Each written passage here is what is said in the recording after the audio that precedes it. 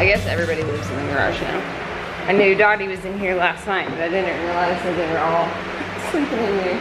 I don't see Dot, so that she got out early this morning to come back and get my fan. Yeah, she's out here. Out here.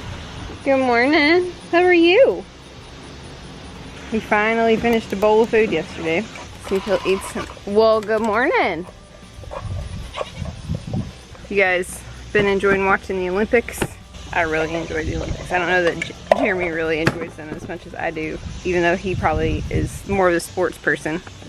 There's a lot of yelling this morning. I don't know why. So much yelling. They may have already been out this morning. We slept in. We didn't get home until late last night, so I don't know what they were doing. I don't know how long you guys have been awake and doing your thing. I just know there's lots of screaming going on. Okay. Let's have breakfast.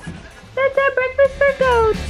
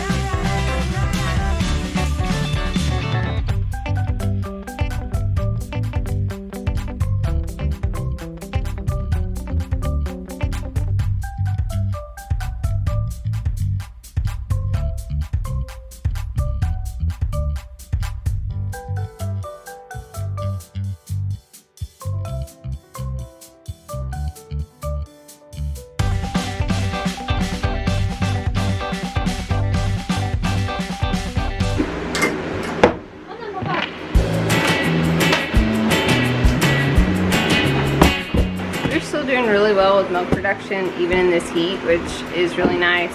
Always have to keep them hydrated, obviously, for them to have good milk production, but I'm impressed. And I know some of you guys said in the comments in the last video that like it's really hot where you live and the animals don't seem to struggle with it. Mine don't with our typical heat.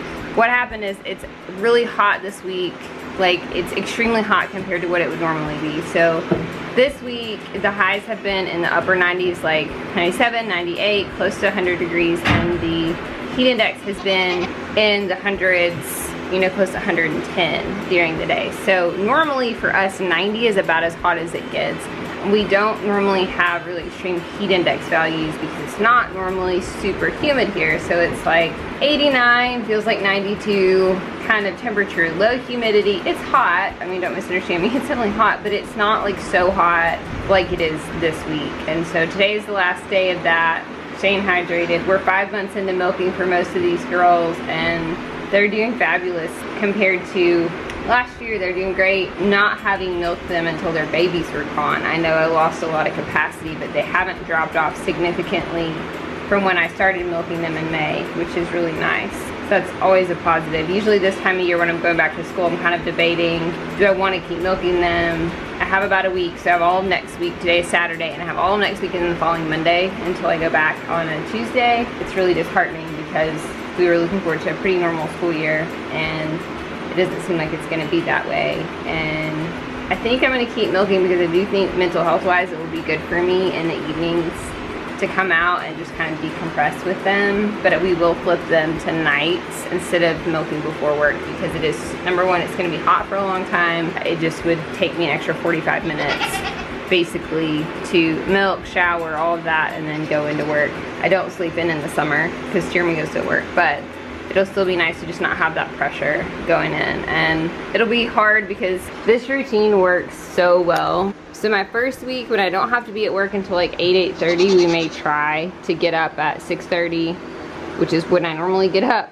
and just kind of continue our routine and get to work by 8. But I normally get to work about 7:30 during the year, which means getting up more like at 6, 5:45, 6 o'clock. We'll see.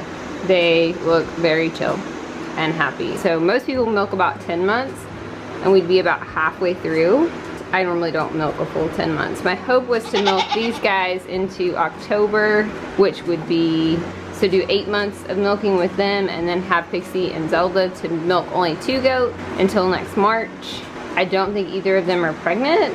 I haven't really seen either of them necessarily go back into heat, but it's very hot, so I haven't seen anybody really but Tinkerbell go back into heat. So they would be due end of September, early October. So we're gonna keep an eye on them just to kind of check. I'm not gonna take them for an ultrasound because I'm super confident they're not pregnant at this point, but one of them may surprise me. We'll see. Now we're gonna have a lot of goats to milk next spring. Mom will stop talking and let you out of your cages.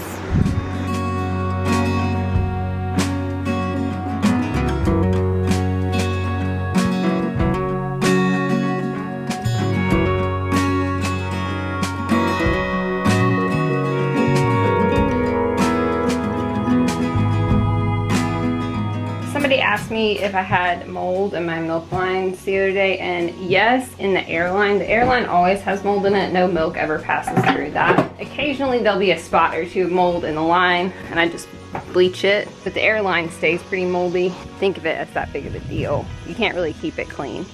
The way it works is it's the vacuum line, so it pulls all the air out of the jar and vacuum seals it basically. So it's not like it's ever pushing that moldy air into the jar or into the milk.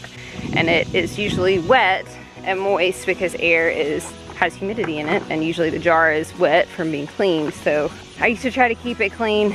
It doesn't mold the other lines or anything, and I bleach. I wash the lines with soap pretty frequently, every day, every other day. Bleach them probably once every other week to just really make sure if there's anything growing in there that we kill it, because milk has a lot of bacteria, so it's really easy for something like that to grow mold. Good morning, my crew that has dragged their bowls to Kingdom Come. We got big bowls in one spot and little bowls in the other.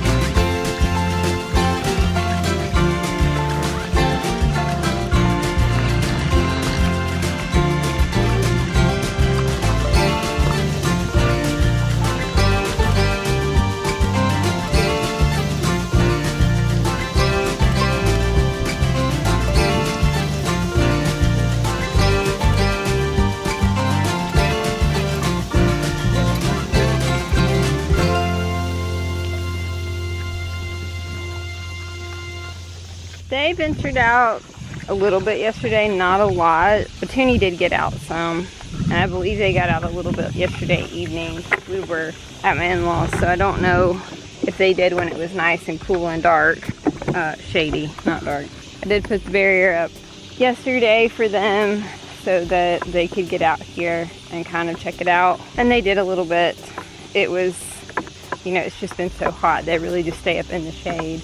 But it does seem like when I come out like at 2 or 3, there is some shade out here, and I kind of re-water everybody that they do a little bit better. I've already got everything set up today, so I don't have to set it up, which is nice. And probably starting tomorrow after the rain blows through, I'll start taking it up and down again, just for safety's sake. When it's this hot, not a lot of predators moving around.